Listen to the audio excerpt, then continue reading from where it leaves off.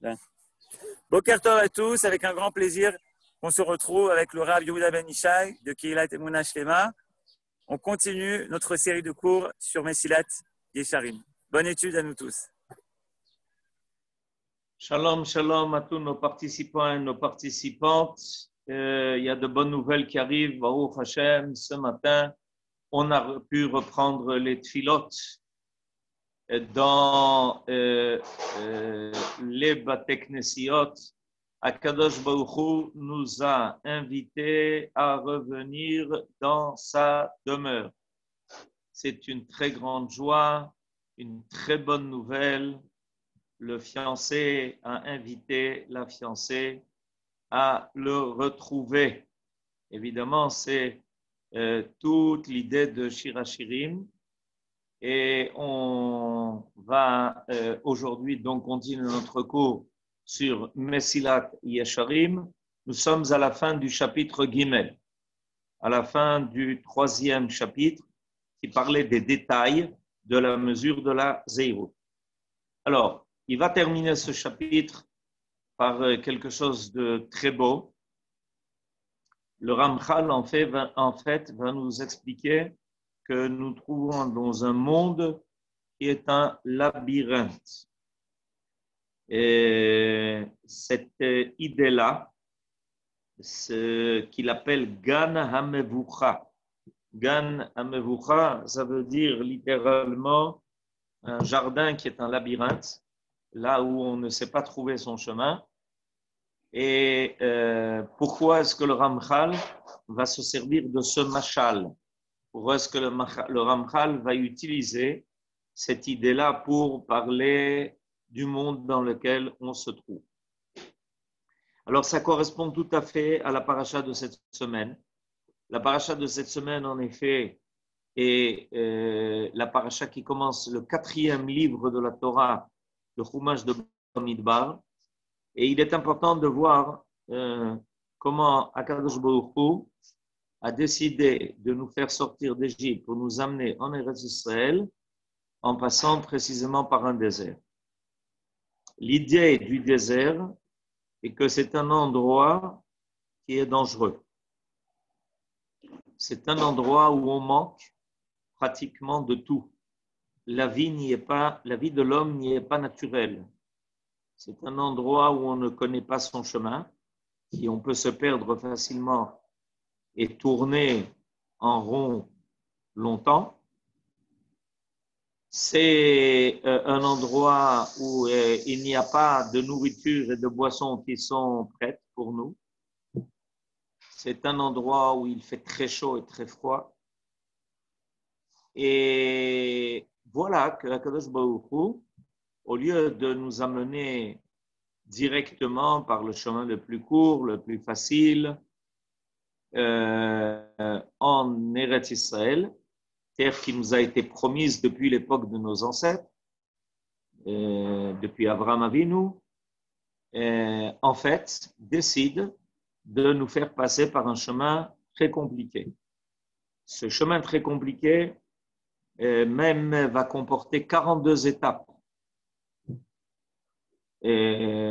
41 portions de chemin qui nous font sortir de l'Égypte et petit à petit vont nous approcher du but qui est Eretz Israël. Mais pour ça, il va falloir franchir 42 étapes en tout, ce qui s'appelle les Massaot. Alors, quelle est l'intention divine dans cela? Il y a une intention qui est divine. Il est évident, il est clair que ça ne se fait pas par hasard. Et le Ramchal, lui, va définir cela comme un labyrinthe. C'est-à-dire, c'est la même idée, mais qui apparaît sous deux formes. Soit un désert qui est à traverser, comme je viens de l'expliquer, c'est-à-dire que la Torah, en nous parlant du long parcours que les enfants d'Israël pendant 40 ans vont devoir parcourir depuis l'Égypte jusqu'à Eretz Canaan, ça va être traduit par un désert avec toutes les difficultés qu'on vient de soulever. Et le Ramchal, lui, va se servir d'un autre mashal, d'une autre parabole, en nous disant qu'il s'agit d'un labyrinthe. Alors, ces idées qui semblent semblables veulent nous faire comprendre quelque chose. D'abord, on a un but. On doit arriver quelque part. La première idée, c'est que l'on doit arriver quelque part. Dans le cadre du parcours du désert, l'idée était que l'on devait arriver en Eretz Israël. On a un but. On n'est pas sorti de l'Égypte pour rien, pour errer. On a un but. Il faut savoir que, aussi bien au niveau individuel qu'au niveau collectif, on a un but à notre vie. On doit arriver quelque part. Dans le cas du labyrinthe, l'idée est que on doit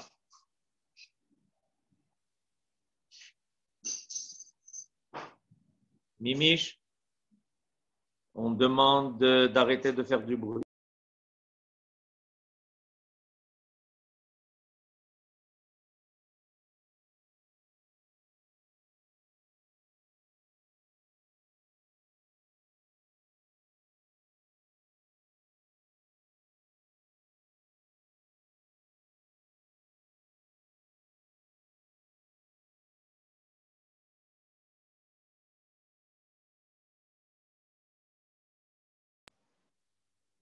Est-ce que vous m'entendez maintenant?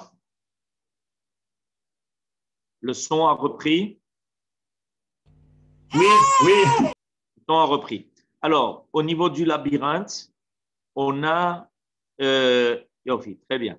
Alors, au niveau du labyrinthe, on doit arriver, comme on le sait, toute l'idée du labyrinthe, c'est d'essayer de passer par le bon chemin en évitant tous les détours, tous les pièges, tous les faux chemins qui nous mènent à rien, à un endroit qui est sans issue. Toute l'idée du labyrinthe est de finalement arriver quelque part. Donc, comme pour le désert, on devait arriver quelque part, on devait arriver en Eretz Israël, mais il fallait passer par le désert. Dans le cas du labyrinthe, on doit arriver quelque part. On est dans un monde, mais il faut savoir que on n'est pas dans un monde où on va vivre seulement au jour le jour, sans savoir ce qui est le lendemain du jour où on vit. Au contraire, on doit se fixer un but. Ce but, il faut le poursuivre avec beaucoup d'assiduité, beaucoup de dvekout pour finalement y parvenir. C'est pareil au niveau du labyrinthe. Seulement voilà, le grand problème, c'est qu'il y a des chemins qui ne mènent pas là où il faut. C'est l'idée du labyrinthe. L'idée du labyrinthe, c'est qu'on peut très facilement se perdre. Et on peut, comme ça, errer pendant des jours et des jours. Plus le labyrinthe est compliqué, plus on risque de perdre de temps et d'errer. Et évidemment, ça nous cause un problème.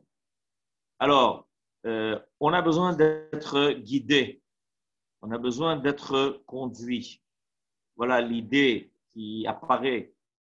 Et elle est déjà apparue lorsqu'on est sorti d'Égypte. On peut dire que d'une certaine façon, la sortie d'Égypte et les 40 ans que nous avons passés dans le désert pour finalement arriver en Eretz Israël, on peut dire que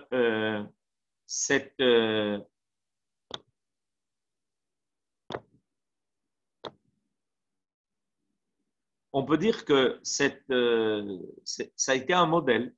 C'est le modèle de l'histoire que nous allons vivre. Ce modèle que nous allons ensuite vivre durant toute l'histoire du peuple d'Israël et même notre histoire personnelle vient nous faire comprendre que quand tu vas traverser ta vie, tu ne vas pas traverser un chemin qui est bien balisé. Dans le désert, un des grands problèmes, c'est qu'il faut apprendre à se repérer. et qu'il faut savoir distinguer dans les moindres détails quel est le chemin qui convient. OK? Donc, on doit apprendre à connaître le désert. On doit apprendre à connaître ses dangers.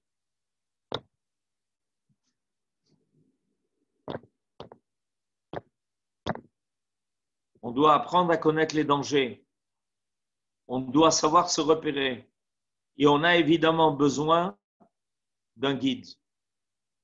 Quand Akadosh Baruch Hu nous prend dans le désert, il comprend qu'on est dans le désert et qu'on risque de se tromper. Et c'est pour ça qu'il nous donne un guide. Évidemment, notre guide, c'est Moshe Rabbeinu. On a besoin d'un plan qui nous permettra de franchir le désert. Tous les dangers qui nous quittent, qui nous guettent et qui vont nous accompagner dans ce chemin. On a besoin d'apprendre beaucoup de choses. Quand on a un désert à traverser, avant de traverser le désert, on reçoit des instructions. Comment marcher, comment avancer, comment faire attention à ne pas être atteint par tous les dangers de la nature, y compris des bêtes féroces qui se promènent dans le désert. Beaucoup de dangers nous guettent. Il y a des serpents, il y a des scorpions, il y a beaucoup de choses qui nous mettent en danger et qui réclament de nous d'être aux aguets. On est en train de quitter quelque chose pour arriver à quelque chose d'autre, mais entre les deux pôles, ce qu'on a quitté et ce à quoi on va arriver, il y a une instabilité. Il y a un temps instable. On le constate dans notre propre vie. On grandit dans un endroit où on est bien abrité. Nos parents nous ont mis au monde, nous protègent, nous fournissent tout ce dont nous avons besoin. Et puis voilà qu'arrive le temps de quitter la demeure des parents. Mais pas seulement au niveau géographique. On n'a pas seulement à quitter la demeure de mes parents géographiquement parlant par le fait qu'on va changer d'adresse. On va quitter la demeure de nos parents, on va quitter cet abri. On va quitter là où on était guidé. Et on va se mettre en chemin dans le chemin de notre vie. Le peuple d'Israël, pareil. Il était en Égypte, il était esclave, il était astreint à un dur labeur, mais il y avait quelqu'un qui lui disait quoi faire. Et voilà qu'on l'envoie dans le désert. Tout de suite vont apparaître des graves problèmes. Qu'est-ce qu'on va boire? Qu'est-ce qu'on va manger? Où on va? Qui va nous guider? Qu'est-ce qu'on va faire pendant tout ce temps-là? Et donc, aussi bien la paracha de cette semaine que le Ramchal vont nous dire, sache une chose. Tu as un chemin à parcourir. Ce chemin-là est un chemin qui va devoir être franchi avec toutes les difficultés qui comprennent. Alors, d'après le Ramchal, le labyrinthe dans lequel on se trouve est un labyrinthe où on ne peut véritablement être sûr de parvenir au but que si on a quelqu'un qui l'a déjà franchi et qui est capable de nous guider en nous disant ce qu'il faut éviter, que le chemin, nous on pensait tourner à gauche, il nous dit non, il faut tourner à droite.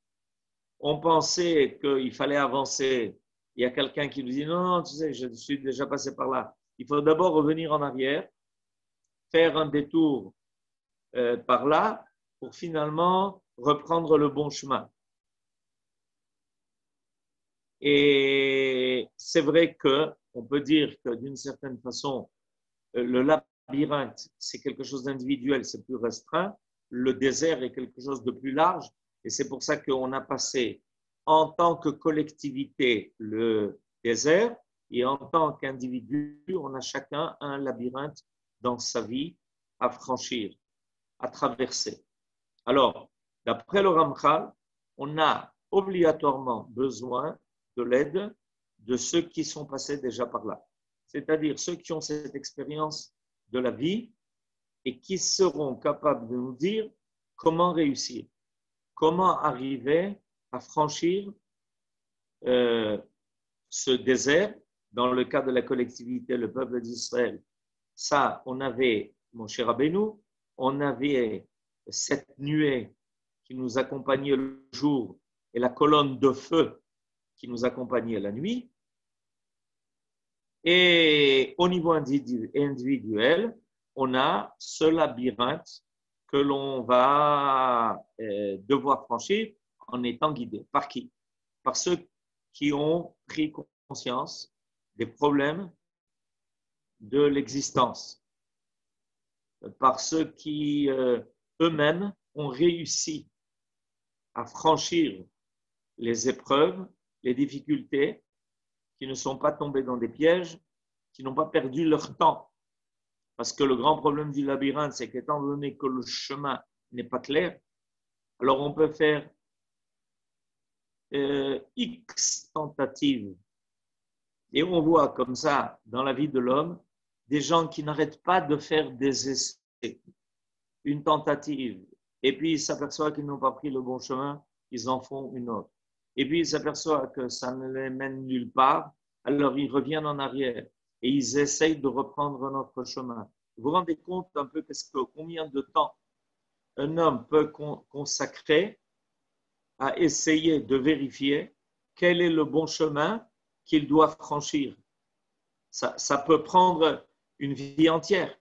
Et la personne se dira, mais enfin, regarde-moi ça, au lieu d'arriver au but, finalement, combien j'ai fait d'essais, combien de tentatives, et à la fin, on se fatigue, évidemment, parce qu'à chaque fois que dans ce labyrinthe, on avance et finalement, on se retrouve devant un mur parce qu'on n'a pas su quel était le chemin que l'on devait prendre, alors on perd beaucoup d'énergie, on perd du temps, on n'a plus la force à la fin.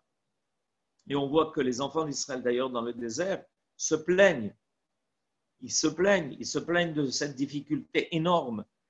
Ils se plaignent de toutes les difficultés du désert. Ils s'en plaignent. Ils se plaignent du fait que tout d'un coup, ils se retrouvent sans eau. Et ils demandent à Moshe Rabbeinu de le sortir de l'eau du rocher.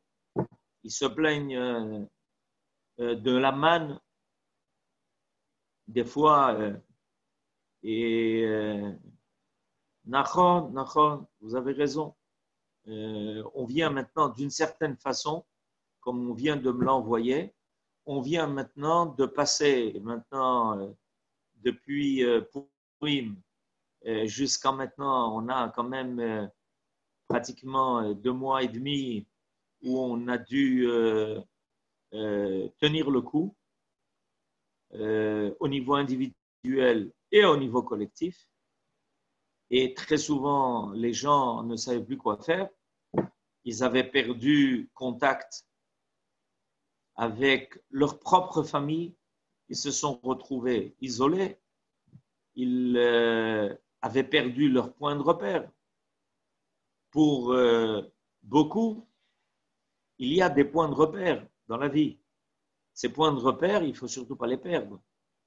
Comme je le disais tout à l'heure, quand on franchit un désert, on doit être très sensible, on doit être en éveil, on doit être aux aguets à chaque petit détail de là où on se trouve pour s'y retrouver. Des fois dans la journée, des fois dans la nuit.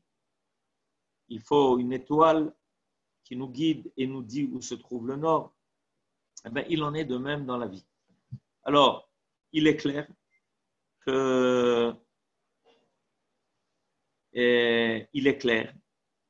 que, merci, Toda Rabba, on nous dit que les cours qui ont été donnés ici par l'intermédiaire de notre ami Johan, qui a mis à notre disposition cette plateforme, ont beaucoup aidé à garder des repères, et c'est vrai. Et en fait, on peut dire d'une certaine façon que ça a été le but de Akadosh Baruch Hu, lorsque, avant de commencer à franchir le désert, il nous a amenés au Sinaï.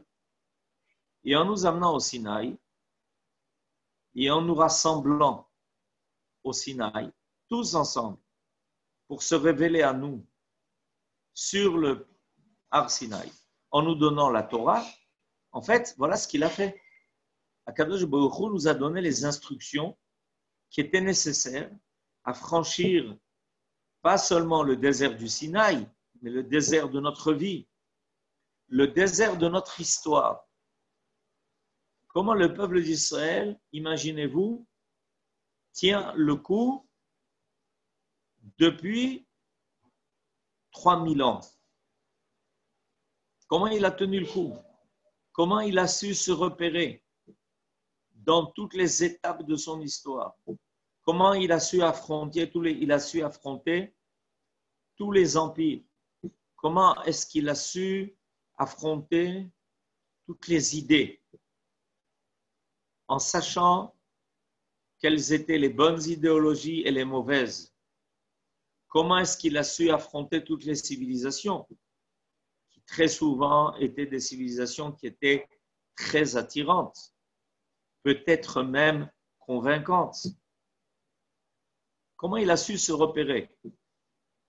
Comment il ne s'est pas perdu dans les dédales de l'histoire des nations et des civilisations? Il est clair qu'il avait des points de repère. Le peuple d'Israël avait des points de repère. Et grâce à ces points de repère, il a toujours su s'y retrouver. Même si de temps en temps il y a eu des erreurs, et des fois des graves erreurs,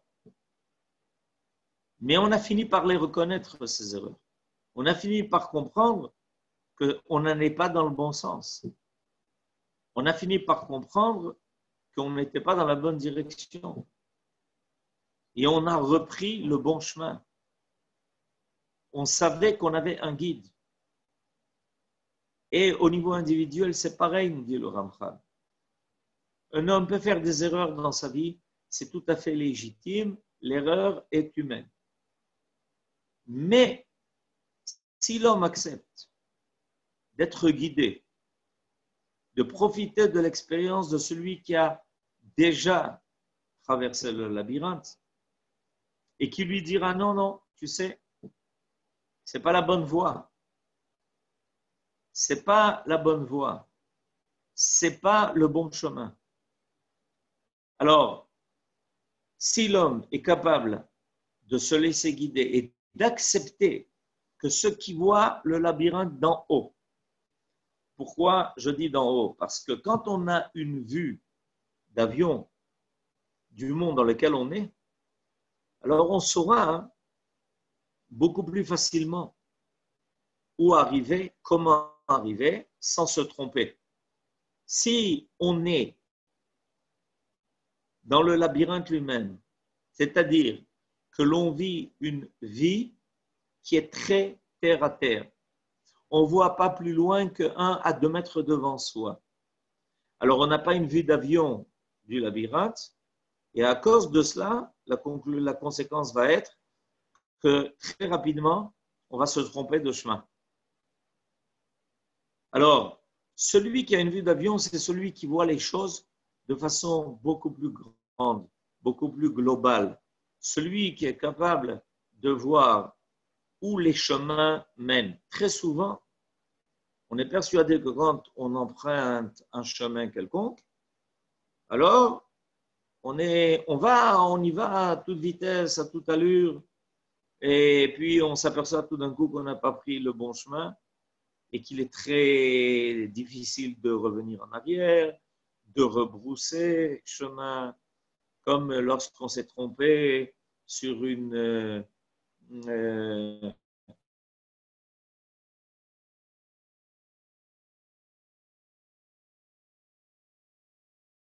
après avoir franchi des dizaines et des dizaines de kilomètres. D'accord? Ça peut arriver quand on rate une branche.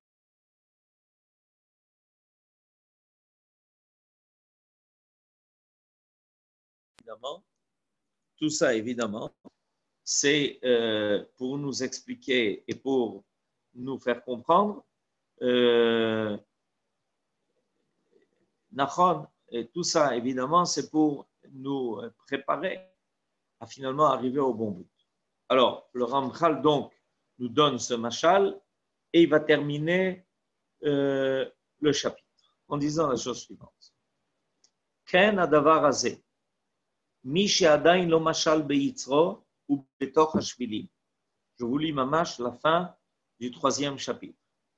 La parabole est claire. Celui qui n'a pas encore dominé son penchant et se trouve au milieu des sentiers ne peut rien discerner.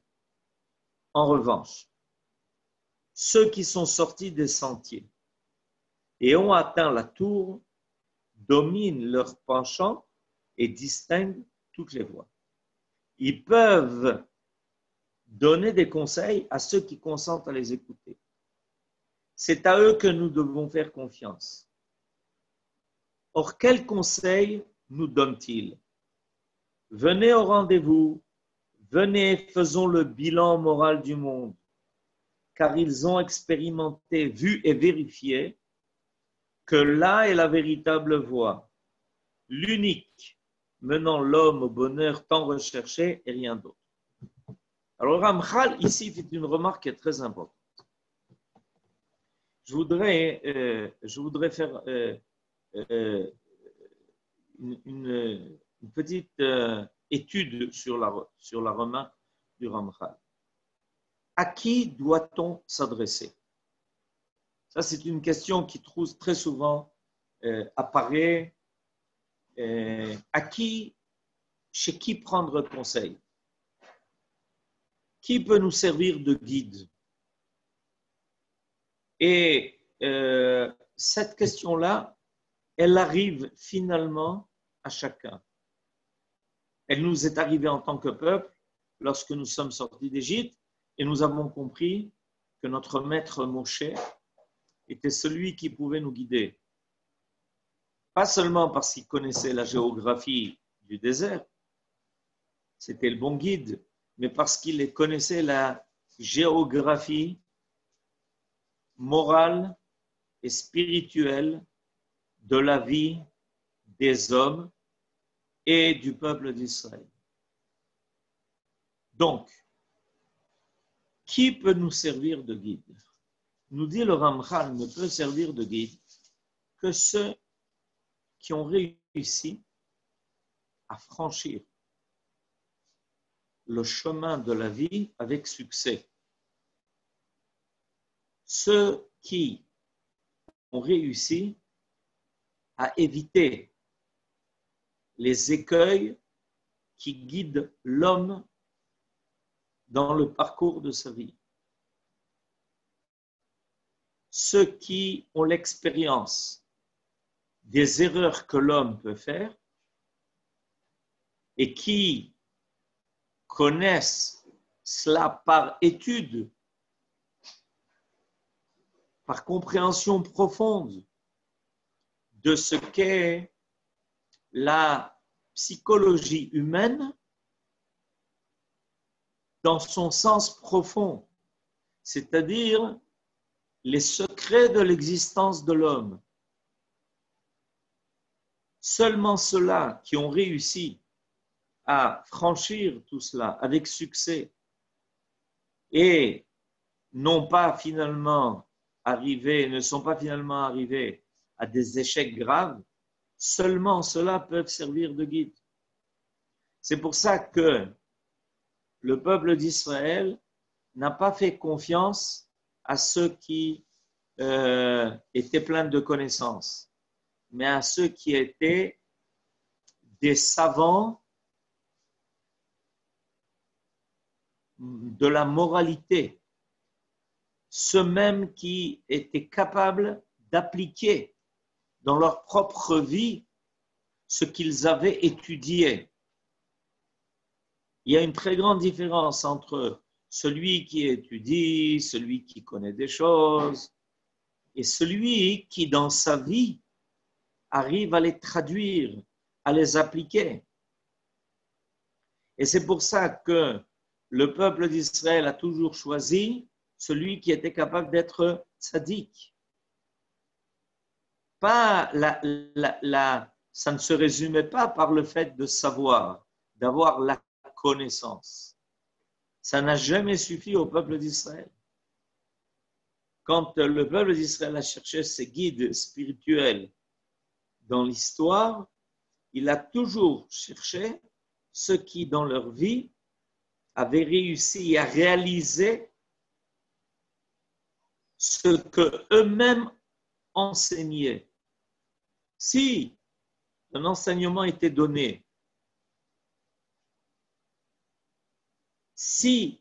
un enseignement était donné, mais que la chose n'était pas appliquée par celui qui enseignait, le peuple d'Israël n'a jamais accepté de prendre ces hommes-là, ces personnes-là, en tant que guides. Jamais. Et ces tzadikim, à travers les siècles, très souvent, ont été précisément ceux qui ont beaucoup souffert. Mais pourquoi est-ce qu'ils ont tellement souffert? Ils ont souffert parce que précisément, ils n'ont pas accepté de renoncer au but qui s'était fixé. Prenons l'exemple de tous nos sages qui n'ont jamais renoncé à la Torah ou à enseigner la Torah, même lorsqu'on leur interdisait. Même lorsque on les empêchait de le faire. Rabbi Akiva, à qui on avait interdit d'enseigner la Torah en public, il n'a jamais renoncé. Il n'enseignait pas l'importance de la Torah sans l'appliquer lui-même. Prenons l'exemple de tous les grands sages d'Israël qui parlaient de la valeur d'Eretz Israël, qui l'enseignaient et qui ont fait des efforts surhumains pour finalement venir en Eretz Israël en courant tous les périls possibles et imaginables, mais qui n'y ont pas renoncé, qui, dans certains cas, y ont laissé leur vie. Ce n'est pas par hasard.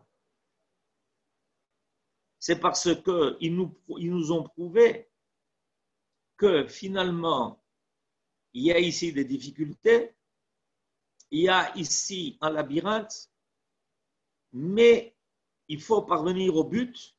Et si ce but même demande des efforts et des fois le don de soi-même, ils le feront. Ils iront jusqu'au bout. Ils n'y renonceront pas.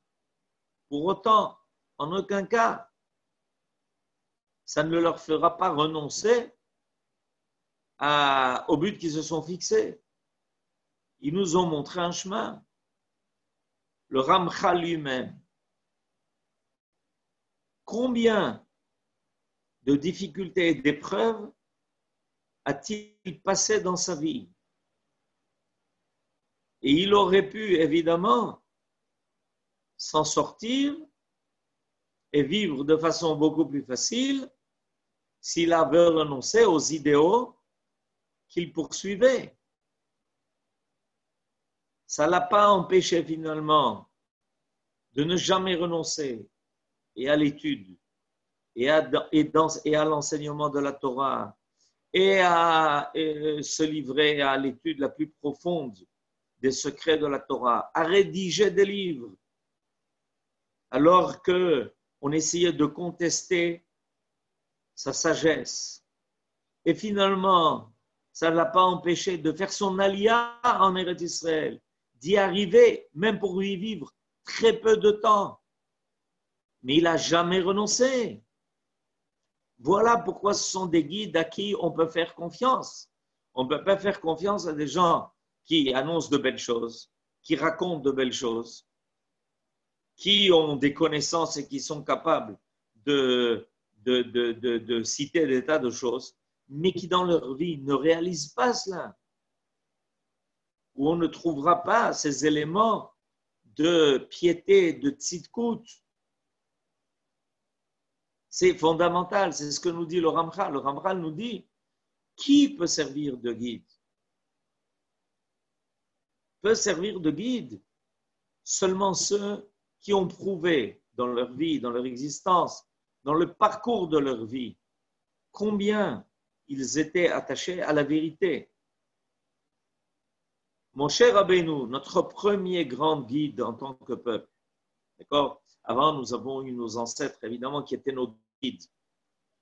Mais en tant que peuple, le premier grand guide que nous avons eu a été Moshe Rabbeinu, et c'est le plus grand, et c'est lui qui restera le plus grand à jamais.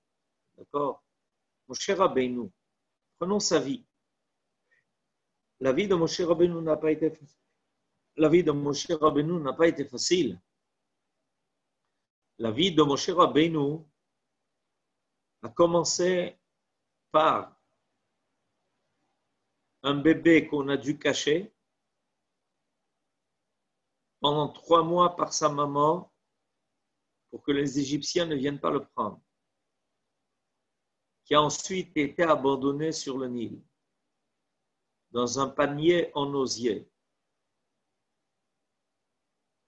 La vie de Moshe Rabbeinu continue par le fait que,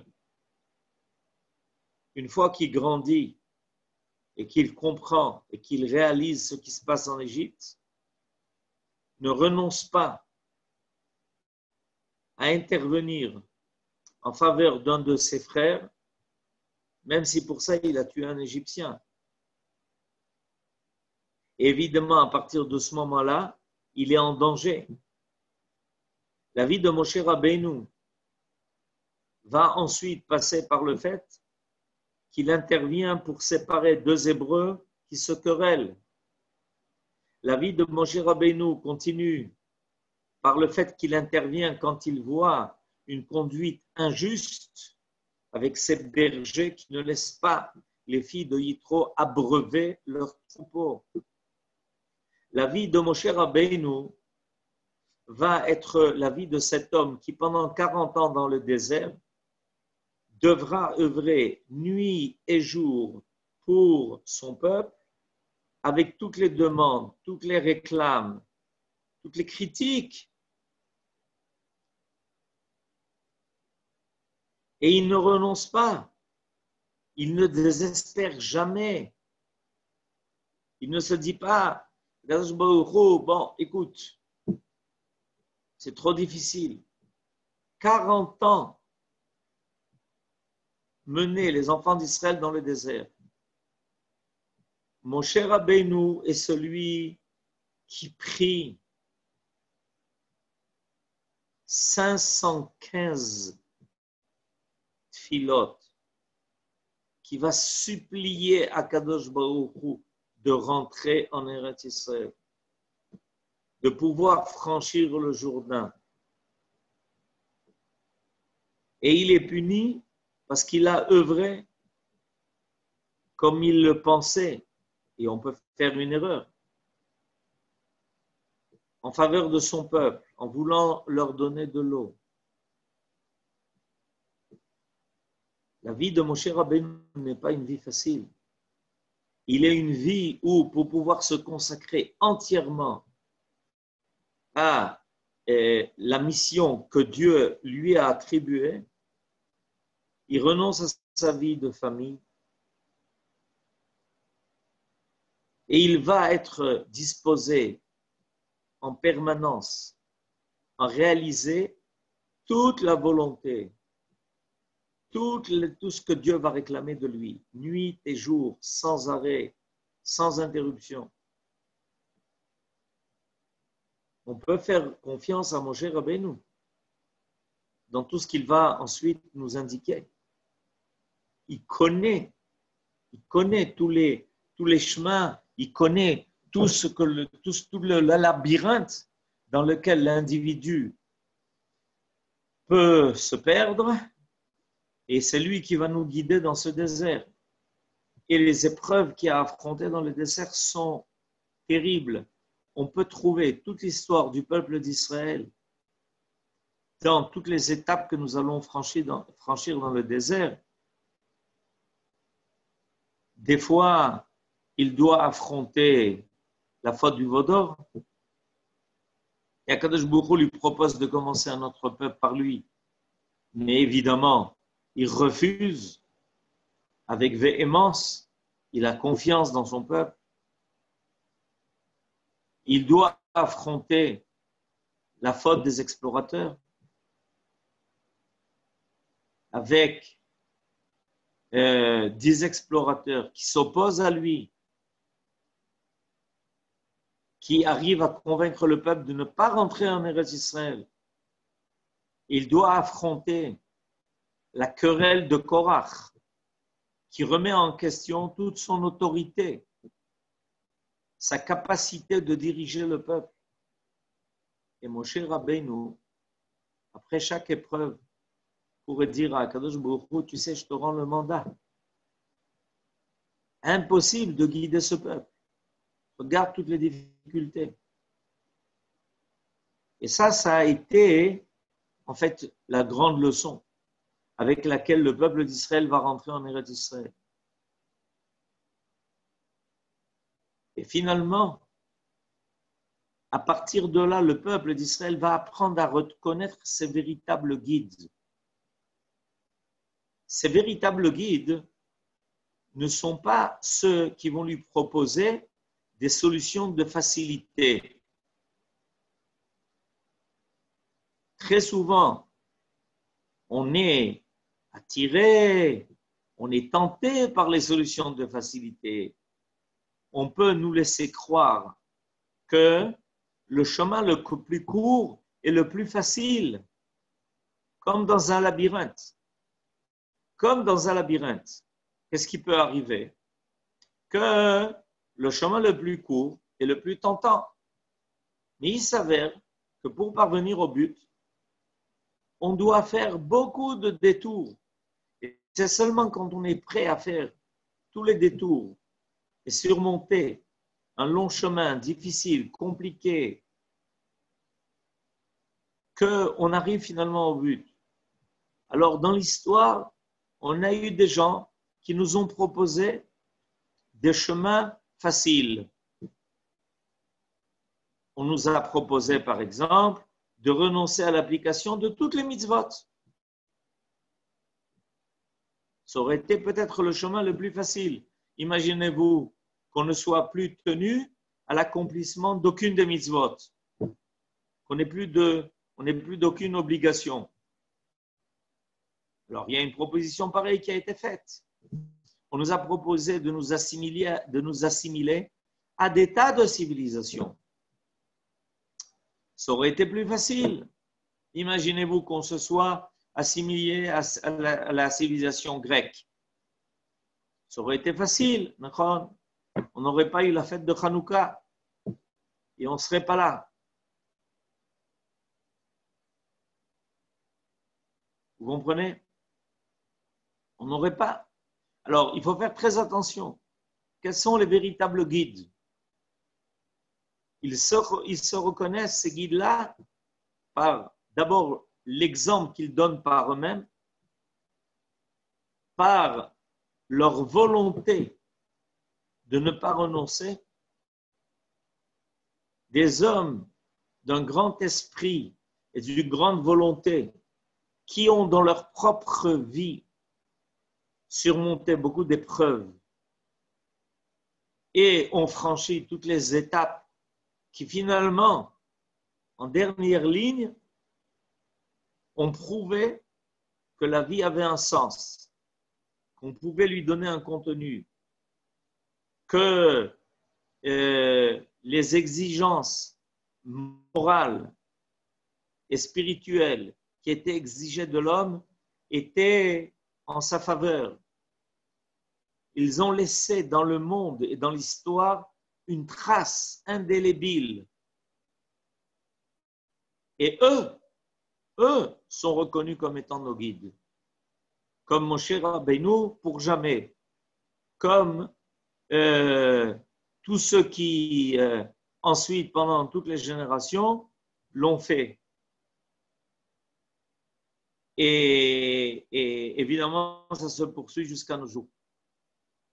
Jusqu'à nos jours, on a des personnages qui nous montrent, par leur valeur morale et spirituelle, par leur comportement, par leur don d'eux-mêmes en faveur des autres,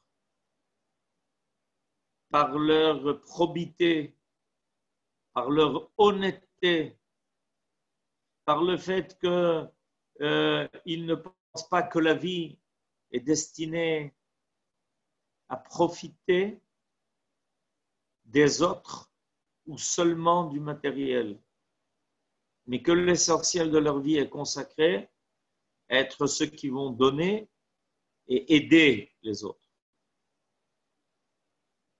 Baruch Hashem, le peuple d'Israël n'a jamais été manquant de guides pareils. Il y en a eu de plus grands, il y en a eu de plus petits, il y en a eu de plus importants, il y en a eu d'autres moins, mais il y a toujours eu au sein du peuple d'Israël des hommes qui ont permis de se repérer. Et quand on les voit, on les voit se contenter de peu et de faire beaucoup, c'est en général le principe. Nos sages nous ont donné des points de repère. Ceux qui se contentent de peu et font beaucoup. Et pas le contraire. Ceux qui demandent beaucoup et qui font peu. Ceux qui parlent peu et font beaucoup. Ça, nos sages nous disent, ce sont les élèves de Abraham Avinu. Ceux qui parlent beaucoup et font peu, ça, c'est le contraire. Alors, il y a des moyens de les repérer. Il y a le moyen de décider qu'ils peuvent être des exemples. Nous dit le Ramchal, fais confiance à eux pour franchir le labyrinthe de ta vie. Ne te laisse pas détourner du chemin par ceux qui te proposeront des solutions faciles, en renonçant à toute difficulté. La civilisation la plus difficile que nous sommes en train de terminer de franchir est une civilisation qui a proposé à l'homme de renoncer à tout effort, si ce n'est des efforts pour profiter. Elle n'a pas réclamé de l'homme des efforts d'ordre moral. Elle n'a pas réclamé des efforts à l'homme d'être celui qui va donner. Aujourd'hui en Europe, on pense que l'idée est que le monde doit être réservé à ceux qui sont jeunes et qui peuvent profiter du monde. Ça demande des efforts de s'occuper des personnes âgées, d'assurer leur existence, d'avoir une famille, d'avoir des enfants, de les éduquer, de les faire grandir, parce que ça te demande à toi de renoncer très souvent à ton bien-être. Nachon, parce que tu as un souci de l'avenir. Et ça, il est évident qu'une telle civilisation va conduire à la disparition de l'humanité. Alors, quand on rencontre des gens qui vont nous proposer des solutions de facilité, de gagner sa vie, pas par honnêteté, mais par d'autres moyens de facilité, en racontant des choses qui ne sont pas toujours très vraies, ça paraît au départ très attirant. Il ne faut surtout pas faire attention, il ne faut surtout pas écouter de telles personnes qui veulent nous attirer par des conseils qui semblent faciles,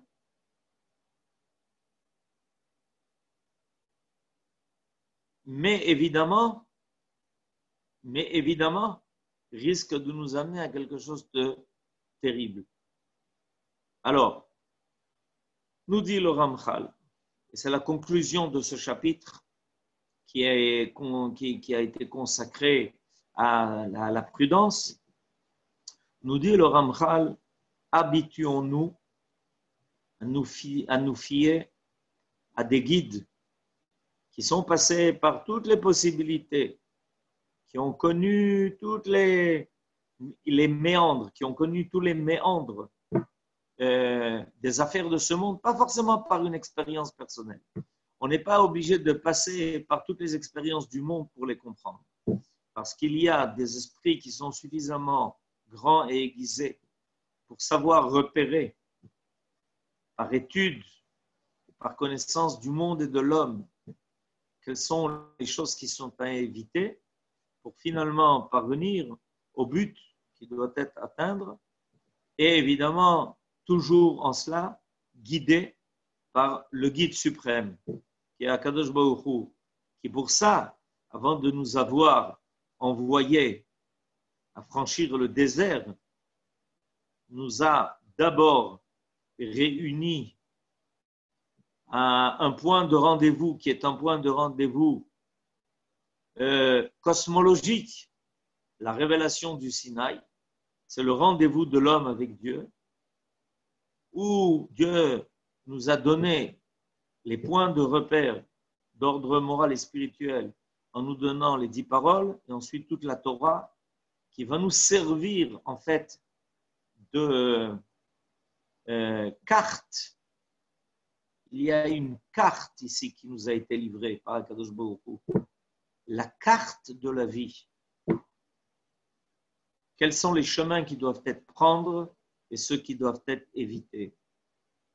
Et quand on suit fidèlement cette carte de vie par un guide qui nous apprend à lire la carte comme il faut, on a, Baruch Hashem, l'assurance qu'on sera capable finalement de franchir et le désert et le labyrinthe avec succès pour parvenir à accomplir le but qui a été fixé à notre existence et donner un sens à notre vie. Kol Tov et à bientôt.